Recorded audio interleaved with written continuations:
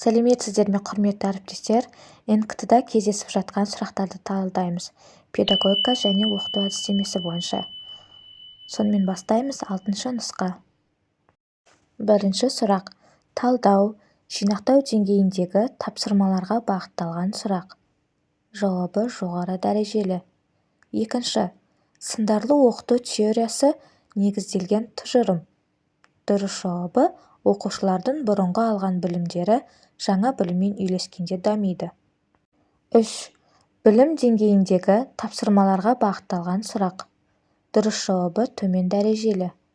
4. Баламалы шарттардың және іс-әрекет жоспарларының болжамды шынайы әсерлерін көрсету үшін қолданылады.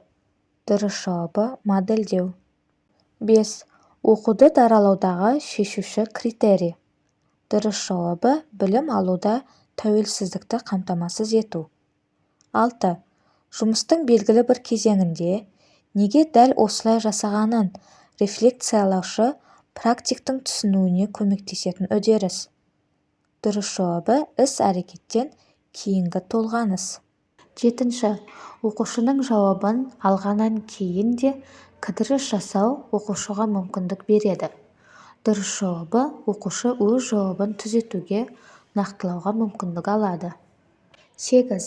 Оқушыларға анағұрлым толық жауап беруге, өз ойларын анық білдіруге, идеяларын дамытуға көмектесетін, тапсырманы орындау барысында оқушыға бағдар беріп отыратын сұрақ қою тәсілі. Дұрыс жауабы сынақтан өткізу. 9. Бірінші жауап алу және оқушының жауабын түзетуге көмектесу үшін қойылатын сұрақ. Дұрыс жауабы түрткі болу. 10. Білу деңгейіндегі тапсырмаларға бағытталған сұрақ. Дұрыс жауабы төмен дәрежелі. 11. Щукина бойынша тәрбие әдістері жіктеледі. Дұрыс жауабы мінез-құлық пен іс-әрекетті ынталандыру әдістері. 12. Оқу үдерісінің қозғаушы күштері. Дұрыс жауабы оқу міндеттері мен білім деңгейі арасындағы қайшылықтар. 13. Педагогиканың тараулары. Дұрыс жауабы тәрбие теориясы, педагогиканың жалпы негіздері. 14.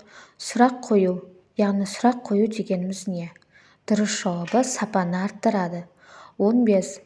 Педагогика ғылымының негізгі категориялары. Дұрыс жауабы тәрбие, оқыту, білім беру, педагогикалық процесс. 16.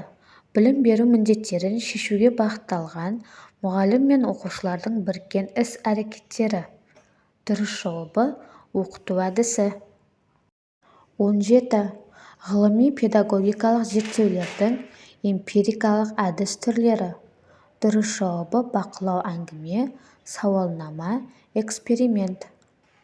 18. Педагогикаға алғаш білім беру ұғымын енгізген ғалым. Дұрыс жауабы Пестелоци. 19. Білім алушыларды бірнеше топқа бөліп, көлемі үлкен мәтінді терең түсінуге мүмкіндік тудыратын интерактивті оқыту әдісі. Дұрыс жауабы Джигсо. 20-шы сұрақ. Қазіргі сабаққа қойылатын дидактикалық талаптар. Дұрыс жауабы әрекетті қадағалауды және басқаруды қамтамасыз ету. Құрметті әріптестер, осымен 6-шы нұсқа аяқталды. Алда келе жатқан НКТ-да сіздерге тек қана сәттілік тілеймін, және де менің видео сабақтарым пайдалы болса, арнаға тіркеліп, лайк, комментарий жазуды ұмытпаңыздар.